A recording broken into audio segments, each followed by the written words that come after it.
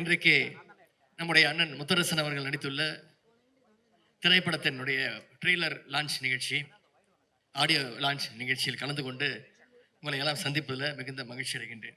Thank you so much sir. கூச்சமே இல்ல. இந்த மாதிரி ட்ரெய்லர் லான்ச்சஸ், ஆடியோ லான்ச் நிகழ்ச்சிகள்லாம் மிக பிரம்மாண்டமாக அதாவது ஒரு ஸ்டார் ஹோட்டலில் நடத்துவாங்க, அப்படின்னா ஒரு மிகப்பெரிய ஒரு திரையரங்கத்தில் நடத்துவாங்க. வந்து காசு கொடுப்பான்.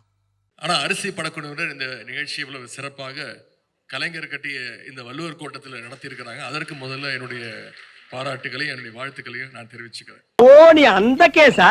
நீ மட்டும் இல்லடா, ஊருக்குள்ள ரொம்ப பேர் அதான் பண்றான். கடந்த 4 வருடங்களாக திரைத்துறை சம்பந்தமா எந்த நிகழ்ச்சியிலும் கலந்து கொண்டதே கிடையாது. காலங்காத்தால இந்த நாத்த வாயில பொய் சொல்லாதடா. அதிமுக ஆட்சியில் 10 வருடங்கள் கொடுக்கப்படாமல் நம்முடைய முதலமைச்சருக்காக ஒரு குழு அமைச்சு 2015 2022 ஆண்டு வரைக்கும் திரைப்பட விருதுகளை நான் கொடுப்பதற்கான அந்த வாய்ப்பு கிடைச்சது. உழுகாதப்பா, புரட்டிடுவானுங்க.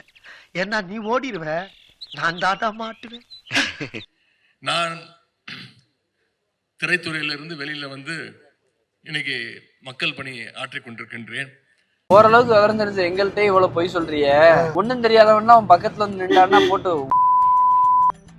சினிமா துறைக்கு வந்திருந்தாலும் இந்த படம் எவ்வளவு பெரிய வெற்றியை பெற்றாலும் நிச்சயம் மக்கள் பணிதான் அவருக்கு முதல்ல இம்பார்ட்டன்ஸ் கொடுப்பாரு. அதுல யாருக்கும் எந்த சந்தேகமும் வேண்டாம். அவர் சினிமாவோட உச்சத்துக்கு போனாலும், கெரியருடைய உச்சத்துக்கு போனாலும் அவர் எப்பவுமே விரும்புவது மக்களோடு மக்களாக இருப்பது என்பதை தமிழ்நாட்டு மக்கள் அனைவருக்கும் நன்றாக தெரியும். கொளுத்தி எடுக்கிறேன் பாருங்க உங்களை, சேட்டை பண்ணிட்டாலே எல்லாம்.